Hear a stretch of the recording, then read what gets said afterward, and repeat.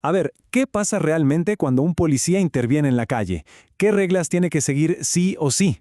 En este análisis nos vamos a meter de lleno en el camino completo de una intervención policial, desde ese primer momento en la calle hasta cómo se defiende en un tribunal.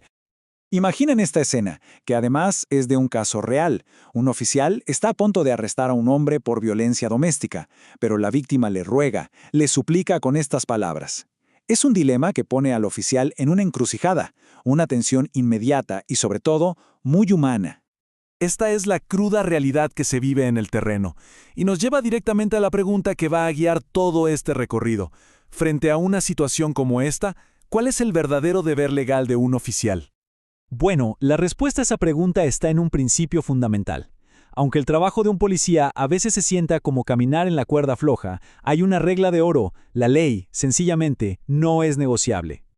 Y aquí está el punto clave, ¿eh? Cuando un delito está ocurriendo en ese preciso instante, lo que la ley llama flagrancia, un oficial tiene el deber constitucional de actuar. La petición de una víctima, por más comprensible que sea desde lo humano, no puede anular esa obligación. El rol del policía no es ser un mediador de conflictos familiares, es garantizar que la ley se cumpla. Pero claro, para poder actuar, un oficial primero tiene que saber identificar si lo que está viendo es de verdad un delito. Y esto nos lleva a las definiciones legales que marcan esa línea tan importante. Una infracción se puede cometer de dos maneras. La más obvia es por acción, hacer algo que está prohibido, como golpear a alguien. Pero ojo, también existe la omisión, es decir, no actuar cuando la ley te obliga a hacerlo. Para un policía, no intervenir para proteger a alguien en peligro es en sí mismo una infracción.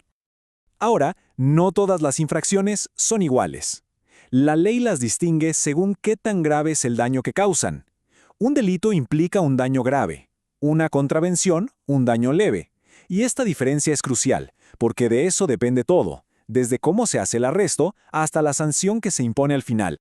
Y todo esto nos trae de vuelta a ese concepto clave que le da a la policía la autoridad para actuar de inmediato: la flagrancia. Es básicamente el término legal para cuando te pescan justo en el acto, como lo dice la ley de una forma muy gráfica, cuando te atrapan con las manos en la masa. Pero, a ver, ¿qué pasa cuando la situación se complica y se necesita usar la fuerza? Bueno, eso no se puede hacer de cualquier manera, ¿eh? Existen reglas pero muy estrictas que dicen cuándo y cómo un policía puede intervenir. El uso de la fuerza nunca, pero nunca es arbitrario. Tiene que cumplir con todos estos principios. Por ejemplo, necesidad significa que solo se puede usar si no hay otra opción. Y proporcionalidad, que la fuerza que se usa debe ser equivalente a la amenaza que se enfrenta. Cada uno de estos principios es como un candado para asegurar que la acción sea justa.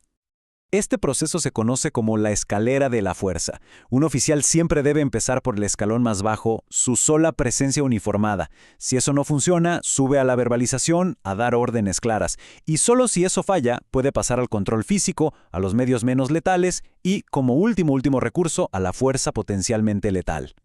Bien, una vez que la persona fue sometida, uno podría pensar que ya está, ¿no? Pues no. El proceso apenas comienza. Ahora entramos en la fase del arresto y en todos los derechos que se activan en el momento en que a alguien se le priva de su libertad. Es súper importante entender esta diferencia. La aprehensión es cuando se captura a alguien en flagrancia, o sea, en caliente, en el acto. La detención, en cambio, es cuando se le quita la libertad a una persona porque ya existe una orden de un juez. En el mismo instante en que se produce el arresto, se activa una especie de escudo de derechos para proteger a la persona. Se le tiene que informar por qué está ahí, que tiene derecho a no decir nada si no quiere, que puede pedir un abogado y llamar a un familiar. Son garantías básicas para que el proceso sea justo. A partir de la aprehensión arranca una carrera contra el tiempo, un reloj de 24 horas que no se detiene por nada. La policía tiene 12 horas para entregar su informe y al detenido. Luego, la Fiscalía tiene 8 horas para revisar todo, y al final, al Poder Judicial, le quedan solo 4 horas para preparar y realizar la audiencia. Cada minuto cuenta. Y a todo esto, ¿cómo se construye un caso sólido? Pues todo gira en torno a las pruebas. El viaje empieza con un indicio, cualquier objeto que se encuentre en la escena. Cuando un experto lo analiza, ese indicio se convierte en evidencia. Y solo cuando esa evidencia se presenta y es aceptada en un juicio, se consagra como prueba. Y aquí hay una regla de oro sobre dónde puede estar un detenido. Es completamente ilegal retener a alguien en un cuartel de policía o en una base militar. La detención solo es válida en centros autorizados. ¿Y por qué? Muy simple, para evitar cualquier tipo de presión o maltrato y para garantizar que siempre haya supervisión de un juez. Ya estamos llegando a la fase final, y quizás la más crítica del trabajo policial, documentar todo lo que pasó y prepararse para defenderlo en la corte. Mucha gente piensa que el informe policial es solo un trámite, un papel más, nada más lejos de la verdad. Ese informe es la piedra angular de todo el caso. Los fiscales lo usan como la base para construir su acusación. Por eso, cada palabra, cada detalle tiene que ser preciso, objetivo y legalmente impecable. Y la ley se toma la verdad en ese informe muy en serio. Si un oficial altera la escena, manipula evidencia o miente en el informe, está cometiendo un delito de fraude procesal. El castigo, de 1 a 3 años de prisión. Esto nos recuerda la enorme responsabilidad que viene con el uniforme. Un oficial que abusa de su poder puede enfrentar cargos gravísimos, que van desde detención ilegal o tortura hasta corrupción, como la concusión, que es exigir pagos, o el cohecho, que es aceptar sobornos.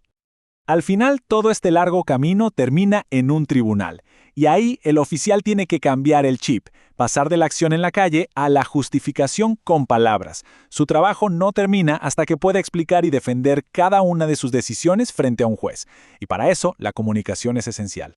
Y así, como empezamos, terminamos. Volvemos a ese dilema del inicio. La pregunta final queda en el aire. Cuando la ley y la empatía chocan, ¿qué es lo que debe guiar la mano de un oficial? Como acabamos de ver, la respuesta no es nada simple. Está escrita en un manual de reglas complejo que intenta equilibrar la justicia, los derechos y, por supuesto, la seguridad de todos.